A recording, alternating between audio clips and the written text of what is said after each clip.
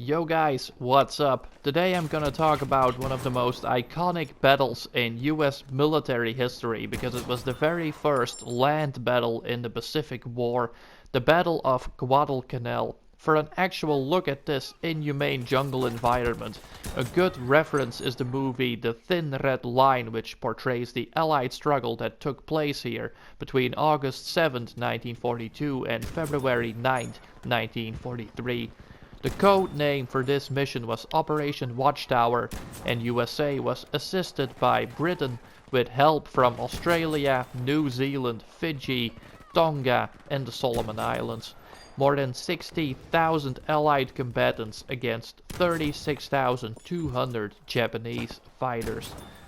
The losses in this 6-month struggle were huge. 7,100 Allied troops were KIA and as many as 19,200 for Japan. Also 1,000 Japanese combatants were captured, while 4 Allied soldiers suffered the same fate. 29 ships and 615 Allied aircraft were lost, while Japan suffered 38 lost ships and between 680 and 880 airplanes. Japan had conquered large parts of Guadalcanal to threaten Allied supply and communication routes between USA, Australia and New Zealand. USA wanted to use both Guadalcanal and Tulagi as bases in supporting a campaign to capture or demolish the major Japanese base at Rabaul. The Japanese troops who had occupied Guadalcanal since May 1942 were outnumbered and overwhelmed. They even lost the airfield that was under construction, and this airfield was later renamed to Henderson Field. The Japanese made several attempts to retake the vital airfield. 3 major land battles took place, 7 large naval battles that were split up in 5 nighttime surface actions and 2 carrier battles. And also aerial battles were a daily occurrence, which culminated in the decisive naval Battle of Guadalcanal in early November of 1942. The plan was to bomb Henderson Airfield from the sea and to land with enough troops to retake the airfield again, but the Japanese plan was ruined by a defeat. It would become the very last attempt of Japan to retake Guadalcanal.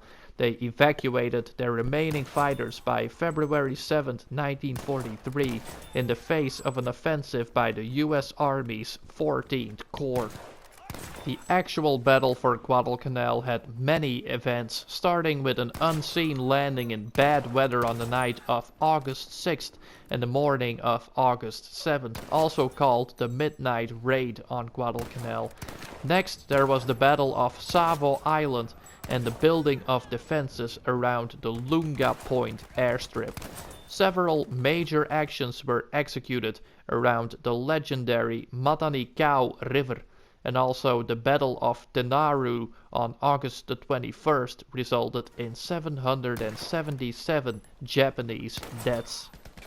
This was followed by the Battle of the Eastern Solomons, and this defeat resulted in the so-called Tokyo Express, where troops were transported to Rabaul to be transported to Guadalcanal aboard Japanese destroyers that traveled with a small detour to minimize exposure to Allied ships. The Battle of Edson's Ridge was fought between September 12th and 14th, with 6,000 Japanese facing 12,500 Allied troops.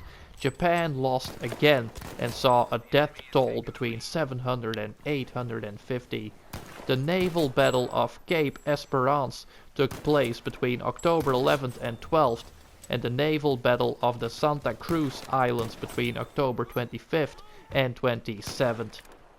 Land campaigns followed in November, and the Battle of Tassafaronga took place on November 30th, a nighttime naval battle that resulted in the only Japanese victory in the battle for Guadalcanal.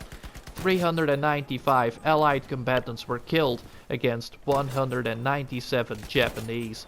On December 31st, the evac order was accepted by the HQ and Emperor Hirohito as a result of failed supply missions to the starving Japanese troops. We can conclude that this jungle mission at Guadalcanal, comparable to the environment of Vietnam, was a significant strategic Allied combined arms victory in the Pacific War, even though the infamous naval battle of Midway between June 4th and 7th of 1942 resulted in a decisive Japanese defeat. It didn't stop Japan from carrying out offensives, both at sea and on the ground. The victories of the Allies at Milne Bay, Bunagona and Guadalcanal marked the Allied transition from defensive ops to the strategic initiative in the theater, leading to offensive missions in the Solomon Islands, New Guinea and the Central Pacific.